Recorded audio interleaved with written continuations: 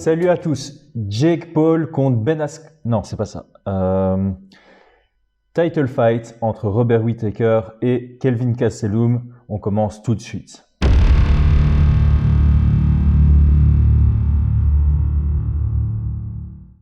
Title fight. Mais Chris.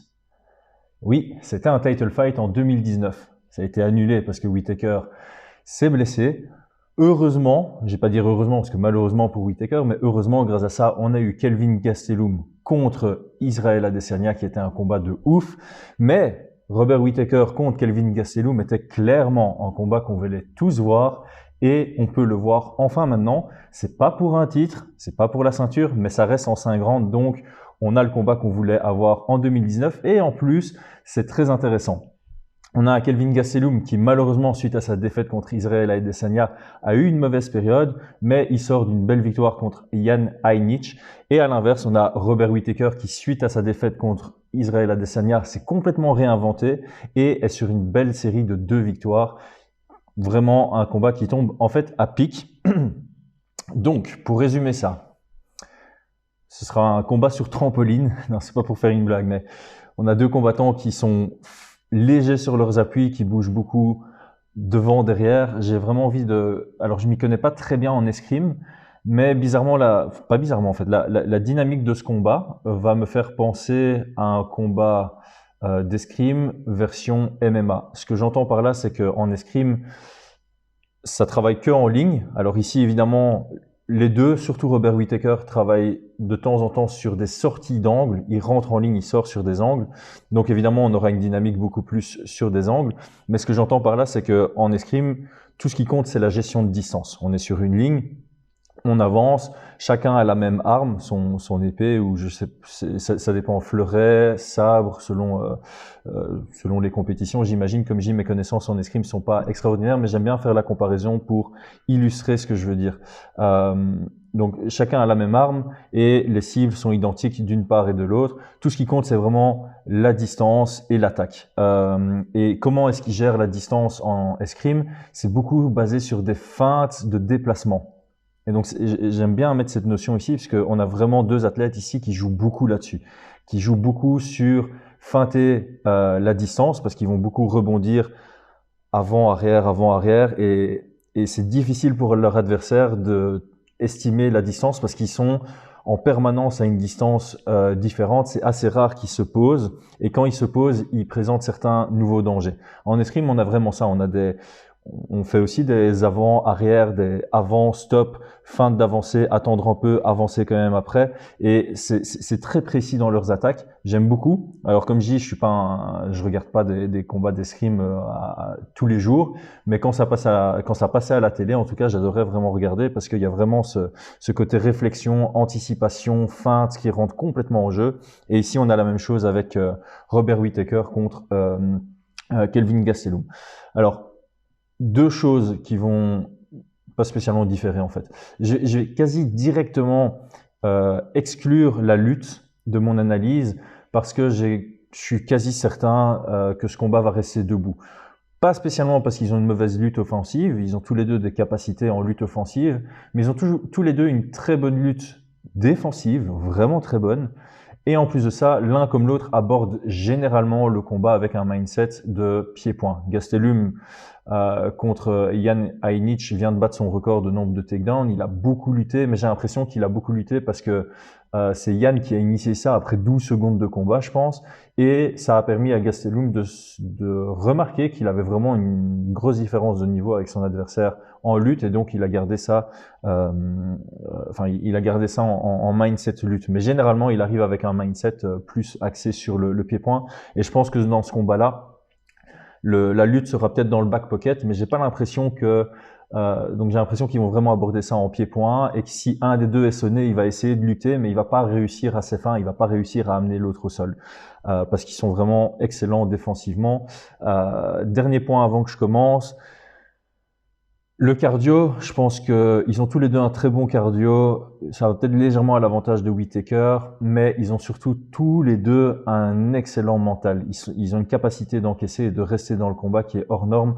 Whittaker, il a eu des guerres contre Yoel Romero et la plupart des gens seraient tombés à la place de Whittaker. Gastelum, il a tenu jusqu'au bout contre Israel Adesanya malgré 3 knockdowns dans le dernier round. Dans le dernier round, dans le combat super actif. Donc ils sont tous les deux très durables et c'est pour ça que j'aime bien ce combat, c'est parce que j'ai envie d'un combat qui tient sur la longueur pour pouvoir vraiment apprécier ces deux athlètes hors normes et j'avais l'impression que il y a de fortes chances que ça se termine à la décision.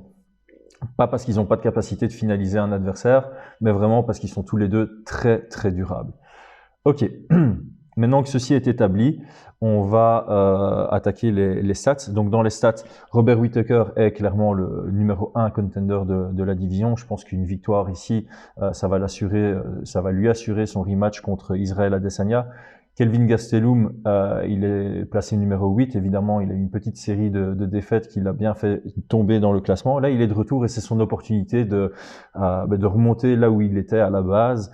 Il est gros underdog, plus 210. Robert Whittaker, moins 265. Est-ce que ça a du sens? C'est vraiment difficile à dire. Par rapport au momentum, je trouve que ça a du sens. Évidemment, Robert Whittaker, on l'a vraiment vu extraordinaire dans ses 2 derniers combats, même s'il a été mis en difficulté dans ses 2 derniers combats, suite à sa défaite contre Israel Adesanya, qui a complètement exposé son jeu. Je vais y revenir.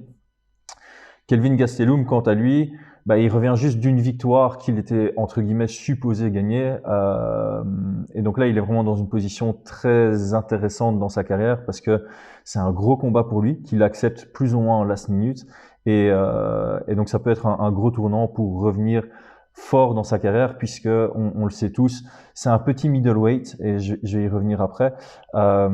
C'est dommage qu'il n'ait pas su gérer sa carrière en welterweight. Je pense qu'il aurait vraiment fait encore plus de dégâts là, mais il a trouvé plus ou moins une maison en middleweight. Il commence à bien gérer la différence de frame et ça va être très intéressant à analyser. Donc ici les chiffres, je vais passer rapidement en revue parce que je trouve que les séquences seront plus intéressantes. Whittaker, clairement, très difficile à contrôler. Le peu de temps qu'il passe en grappling, voilà, c'est 50-50, on va dire, sur le temps de contrôle. Évidemment, quand tu combats 2 fois 25 minutes contre Yoel Romero, tu vas te faire contrôler à certains moments. Donc voilà, mais juste pour expliquer, voilà, il accepte, c'est un striker. Et c'est difficile pour ses adversaires, à cause de la distance qu'il impose, de venir imposer du grappling. Donc il a un haut pourcentage de sa carrière qui se passe en pied-point. De l'autre côté, on a 1/3, 2/3, donc 2/3 en pied-point, 1/3 en grappling. Mais comme je disais, à mon avis, dans ce combat, on va vraiment augmenter le pourcentage ici pour Kelvin Gastelum. Ici, il y a juste un point très intéressant, je trouve, c'est le volume de jeu, la différence de volume. Robert Whittaker, sur 1 minute, il va tenter 12 frappes quand c'est debout, à distance. Et ses adversaires vont tenter beaucoup moins. 9.4, ça reste élevé, mais par rapport à 12, c'est très peu. Et donc ça, c'est notamment à cause de la distance. Robert Whittaker impose une distance de karaté, que moi j'appelle, donc c'est en dehors du kicking range. Et il a l'habitude de blitz, donc lui il va beaucoup attaquer en blitz et ses adversaires généralement ils ont moins l'habitude d'attaquer en blitz, donc ils vont plutôt être dans l'attente et ils vont seulement attaquer quand Robert Whittaker décide lui-même de rentrer dans le range, parce que Robert Whittaker est beaucoup plus un initiateur d'action qu'un contreur. De l'autre côté, on a quand même un volume de jeu qui est assez haut, avec une différence qui est moindre, parce que Kelvin Gastelum est souvent aussi au karaté range, mais quand même plus rapproché, et il va plus chercher l'échange. On va dire qu'il va briller dans l'échange à sa distance à lui de boxe anglaise. Les stats sont quasi différentes, identiques, hein, 38% à 48% de précision dans les attaques. Évidemment, c'est assez bas parce qu'encore une fois, quand tu blitz, tu viens de loin, donc ton adversaire a un meilleur temps de réaction pour défendre, pour bloquer, etc. Même si les blitz de Robert Whittaker sont très explosifs.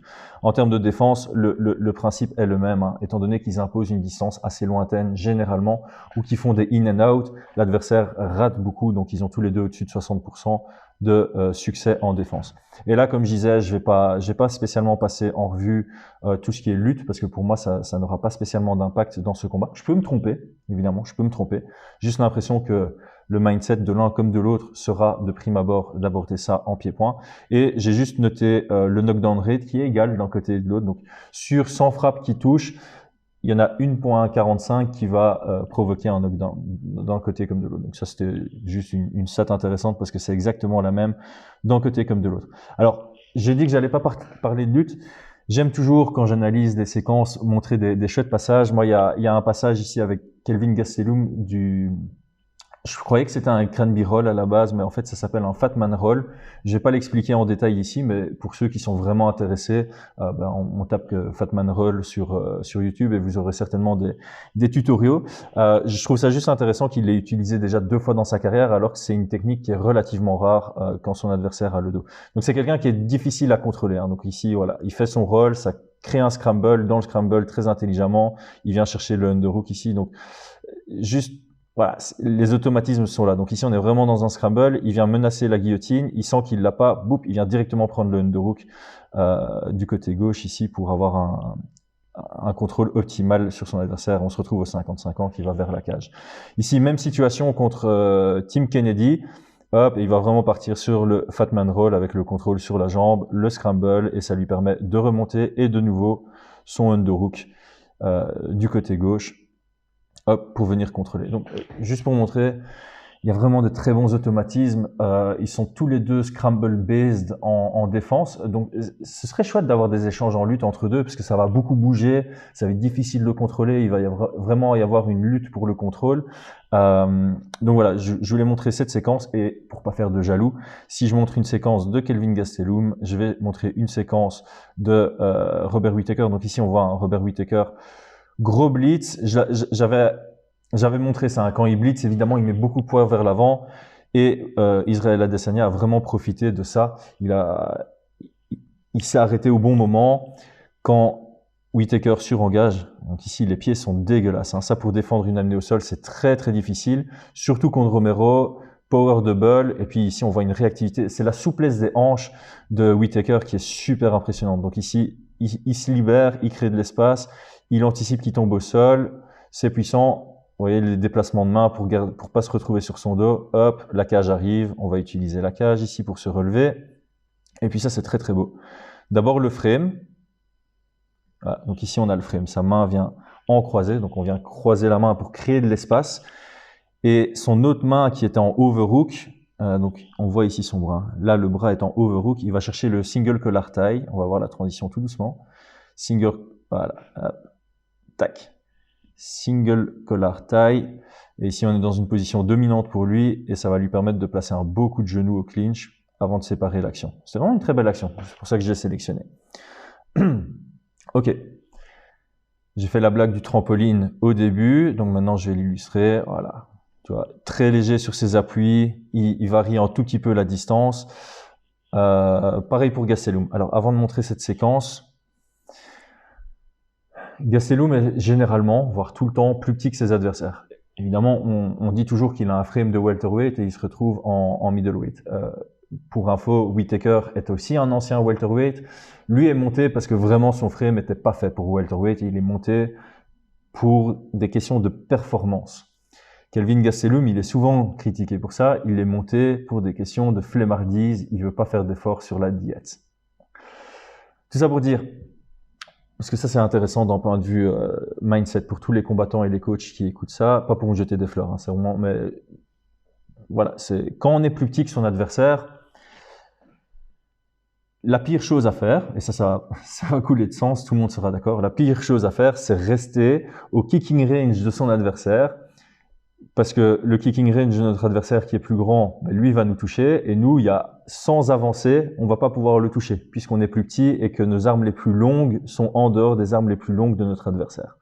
Donc, il y a 2 grandes stratégies classiques par rapport à ça. Soit on fait comme Vettori, j'en avais parlé dans ma dernière vidéo, on met la pression pour que notre adversaire ne puisse plus désengager, et dès que notre adversaire ne sait plus désengager, on peut gérer la distance, on peut se mettre en position d'être à notre range favorable. Pour Gastelum, c'est le boxing range. Pour ça, il faut accepter évidemment de passer dans une transition dans 10-15 cm, une zone, un buffer de 10-15 cm dans lequel Nous, on ne s'est pas touché, le plus petit ne s'est pas touché, mais le plus grand s'est touché. Et ce buffer, on doit être à l'intérieur pour que les deux puissent se toucher, donc échanger. L'autre option, c'est de rester en dehors de ce buffer de l'autre côté. Donc, l'adversaire est ici, soit on vient dans notre distance où on sait le toucher, plus proche de lui, et du coup, on est dans une zone d'échange, soit notre adversaire sait nous toucher ici, là où j'applaudis, et moi, je ne sais pas le toucher, parce que moi, j'ai besoin d'aller sur ma main droite. Donc, je dois rester un tout petit peu en dehors. Si je reste ici, mon adversaire ne sait pas me toucher non plus. Donc, il va devoir avancer pour me toucher. Donc, il va devoir surengager ou faire un step. Donc, un step, c'est un temps de réaction pour moi, pour venir me toucher.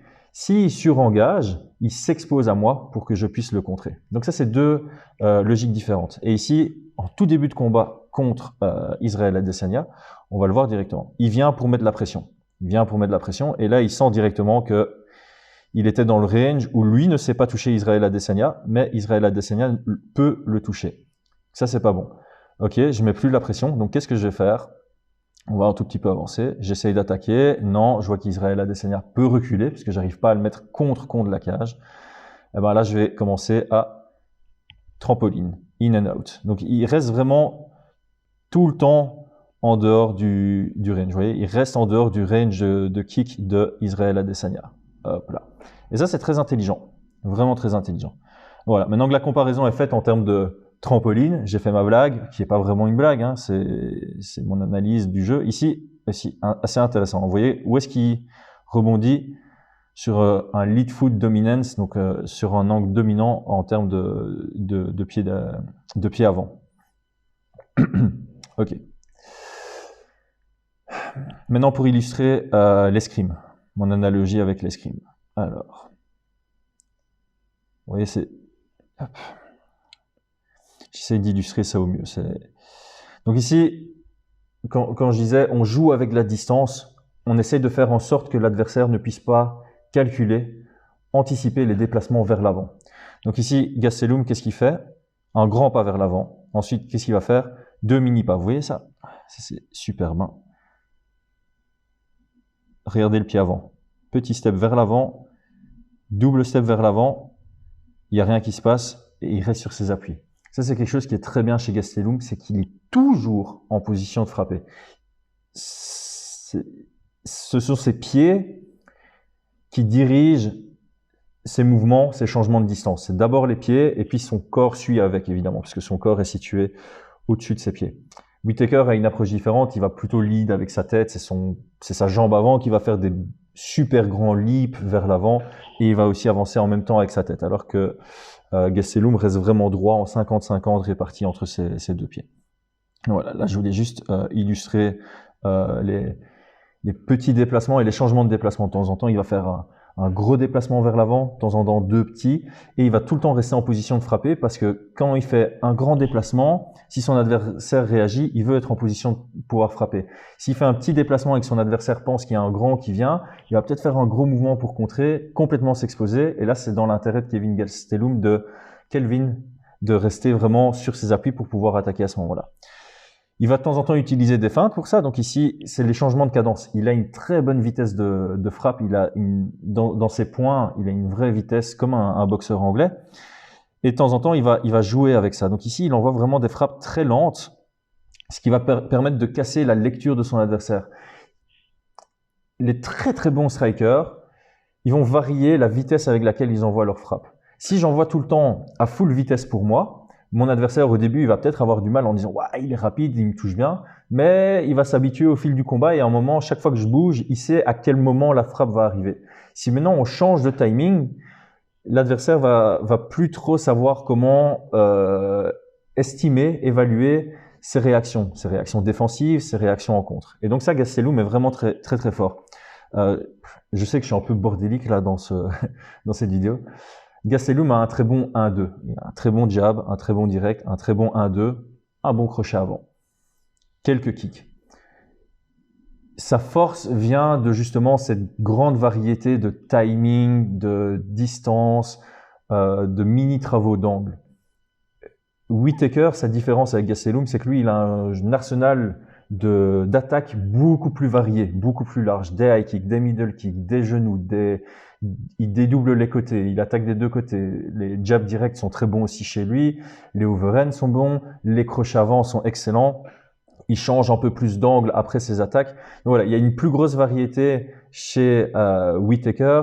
Il y a une plus grande finesse tactique. Il y a une plus grande finesse de cadence, de variété, de timing chez Gastelum. Voilà, la parenthèse est finie. Donc ici, vous voyez, hein, ces frappes ici, c'est pas du tout pour attaquer ou faire mal. C'est petit pas. Regardez de nouveau ce double pas. Attends, je reviens bien en arrière. Voilà, ici, un pas, un slide et encore un pas. Ça me fait vraiment penser à l'escrime. Maintenant, il est à distance, hein, à bonne distance, mais il va pas envoyer plein pot.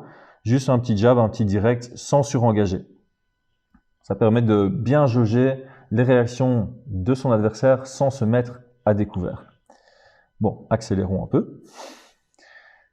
C'est sublime, sublime. Donc là, il va vraiment engager. Bon. Tout ce que je viens de montrer, les petites feintes, les petits déplacements, le petit changement de cadence, ça va lui permettre de mieux masquer ses attaques pour mieux couvrir la distance.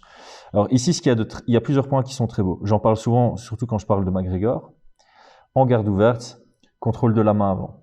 Il attaque, on voit pas les pieds, mais ici, on peut vraiment deviner que sa jambe avant est sur l'extérieur de la jambe avant de Israel Adesanya. Il avance, il rentre dans le range. On a une attaque évidemment de Israel Adesanya, comme je dis. Quand on est plus petit et qu'on veut rentrer dans son propre range d'attaque, on doit être conscient qu'on passe par le range d'attaque de notre adversaire. Donc ici, comme il contrôlait la main gauche d'Israel Adesanya, il savait que sa seule attaque en anglais, c'était la main droite. Ce qui lui permet d'avoir un excellent timing d'esquive. Et comme je dis, ici, regardez sa tête. Pile entre ses jambes. Pile entre ses jambes. Il est en parfaite position pour attaquer. Maintenant que Israel Adesanya a attaqué et que lui est out of positioning, il est en train de reculer, il va être déséquilibré vers l'arrière, mais c'est là qu'il attaque, le forcing et presque un knockdown. Je sais pas si ça a été comptabilisé comme knockdown. C'est superbe comme action. Alors, ça, je reviens à ce que je disais au tout début. Quand on impose une trop grande distance, quand on est plus petit et qu'on impose une trop grande distance par rapport à notre adversaire, on le force à rentrer dans son range, mais en même temps dans le nôtre. Donc ici, si Israel Adesanya envoie un kick, je pense pas qu'il touche. On est juste en dehors du kicking range d'Adesanya. Donc là, les deux sont safe. Adesanya, s'il veut attaquer, il doit rentrer dans le range. Donc ici, il feinte le kick et en quelque sorte, il surengage. Regardez son pied arrière qui vient se lever ici, ce qui permet de contrer et de venir de nouveau attaquer et toucher pour Gastelum. On laisse venir dans son propre range. Alors que l'adversaire a un plus large range, une plus large distance que nous, on le force à devoir faire son pas pour nous aussi faire un mini pas et se rencontrer au milieu où on peut échanger. Et donc là, c'est Gastelum qui a complètement la main mise sur l'échange, ce qui est compliqué contre Israel Adesanya. Ici, exactement le même principe. On est en dehors du kicking range. Regardez le pas que Israel Adesanya doit faire. Petit pas de la jambe arrière, celui-ci vient avancer et du coup on se retrouve dans le range de Gastelum également. Hop. Alors que Gastelum reste, il a le temps d'esquiver parce qu'il le faut venir et il y a son contre classique, le direct suivi, le crochet avant suivi du direct, exactement le même qu'il a mis contre Michael Bisping qu'on va voir maintenant. Donc là même principe, hein, c'est un tout petit peu plus tard dans le combat. Israel Adesanya rentre dans le range et il est à découvert pour le contre qu'on va voir juste maintenant. Voilà. Je vais le remontrer. Je suis trop fan de ces mini détails.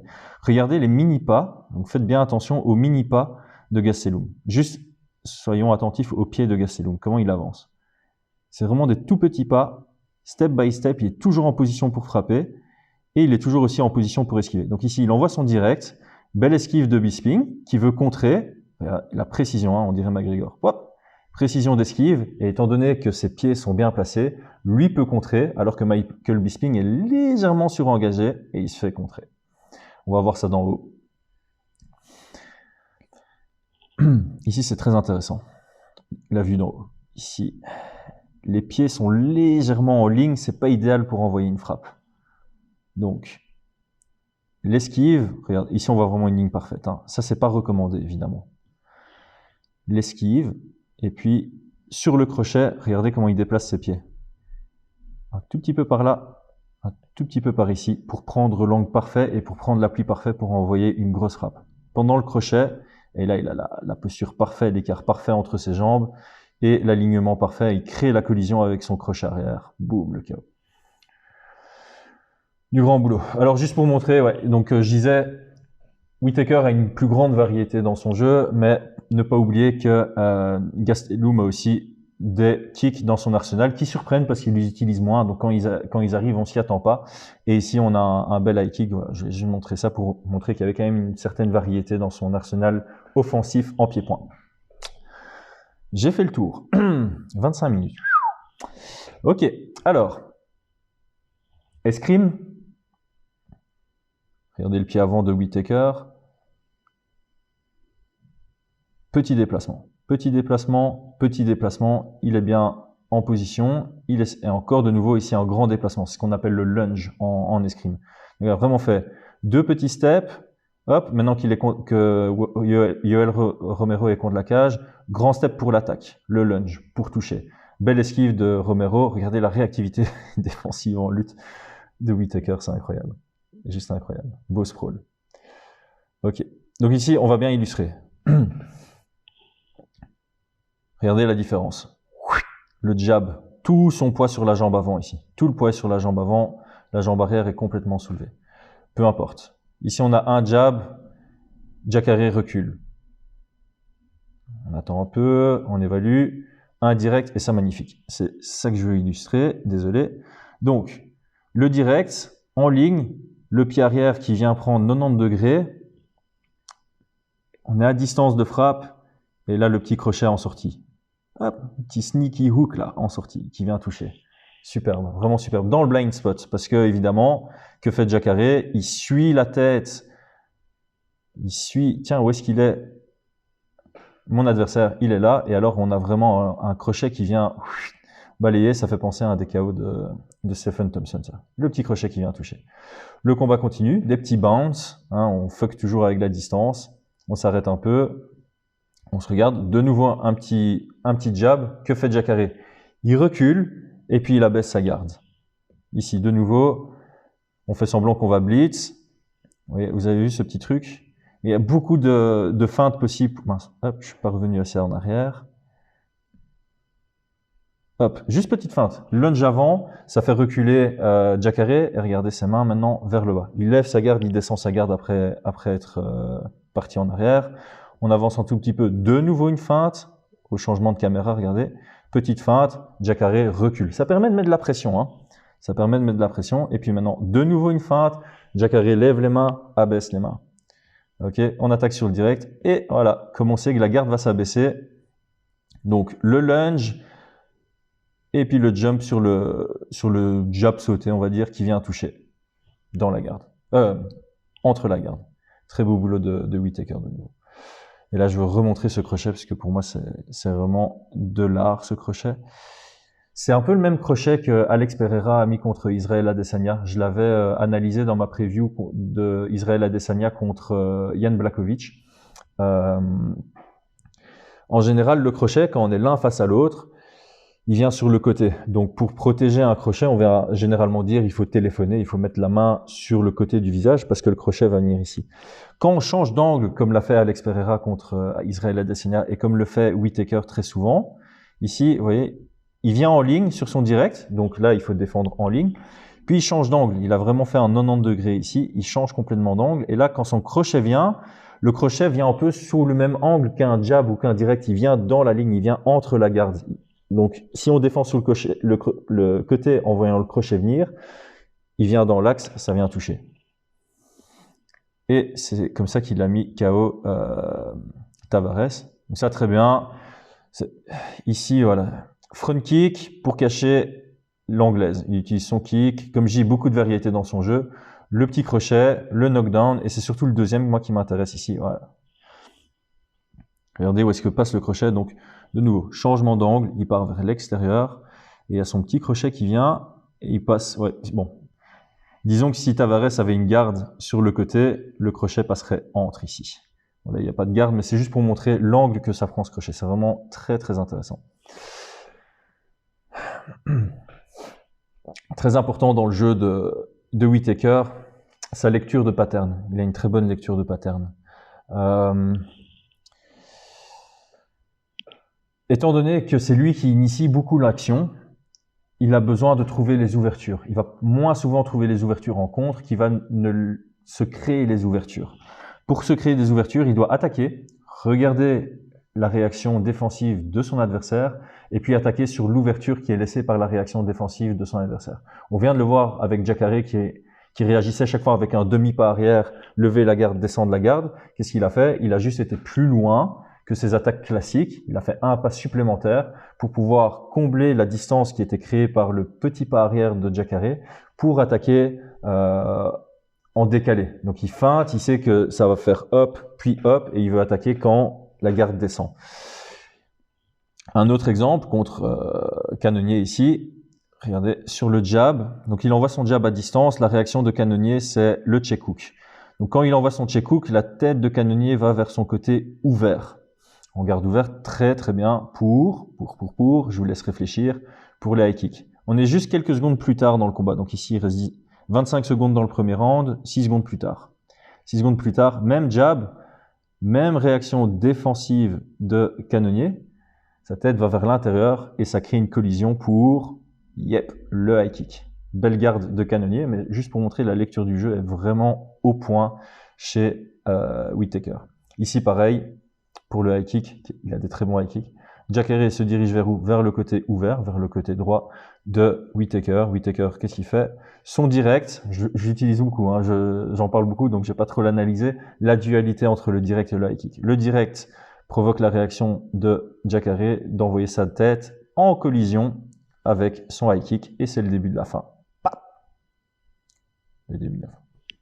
Ok, mon analyse est finie. Ici, juste le facteur X du combat pour moi, les oblique kicks. On est en garde ouverte, donc gaucher contre droitier, donc les jambes avant sont très très proches l'une de l'autre.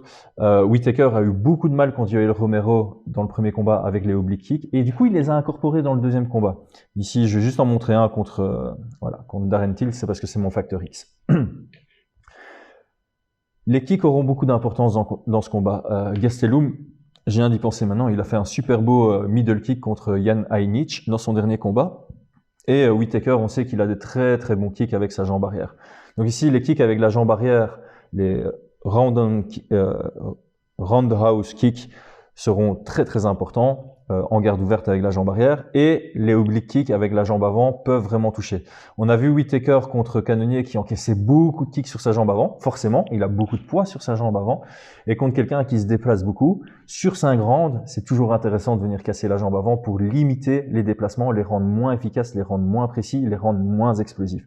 Donc je pense que d'un côté comme de l'autre, attaquer la jambe avant, c'est excellent, surtout les oblique kicks face à quelqu'un qui, comme Gastelum et comme Whittaker, qui avance beaucoup en ligne. Si au moment où il veut bounce vers l'avant, si au moment où il veut sauter par l'avant, il y a un oblique kick qui vient, ça aura beaucoup de réactions, ça aura beaucoup d'impact.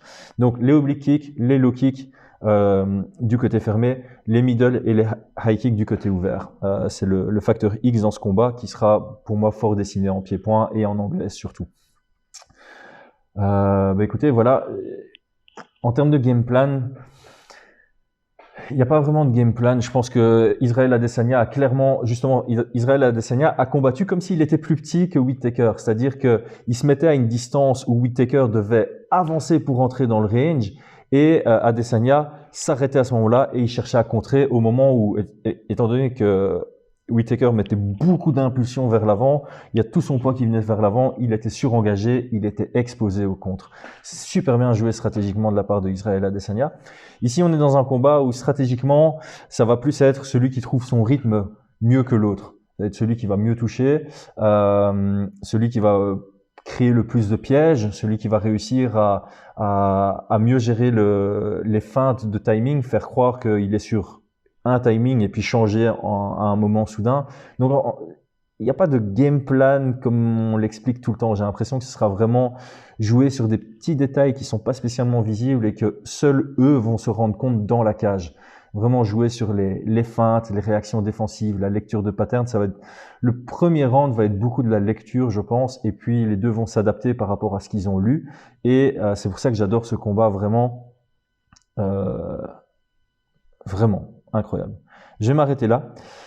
Lors de ma dernière vidéo avec ce pull, j'ai eu des commentaires comme quoi il était très beau. Alors j'en ai déjà parlé ouvertement. Je suis en collaboration avec Pride or Die parce que j'aime cette marque. Vraiment, j'aime cette marque. L'avantage du fait que moi je sois en collaboration avec eux, c'est que toi, tu peux avoir des pourcentages aussi. Donc il y a le lien dans la description. Tu vas sur la boutique de Pride or Die, tu prends ce que tu veux et tu as moins 15% avec le code promo Chris15. Voilà. Je m'arrête là sur la pub. Comme d'habitude, le like, le commentaire, le partage, le pronostic. Parle de ma chaîne autour de toi, ça me fera énormément plaisir. On se retrouve dimanche pour un récap de ce qui s'est passé sur le combat, le main event principalement et sur en fait la carte de l'UFC. C'était Chris Genacht, merci, à très bientôt.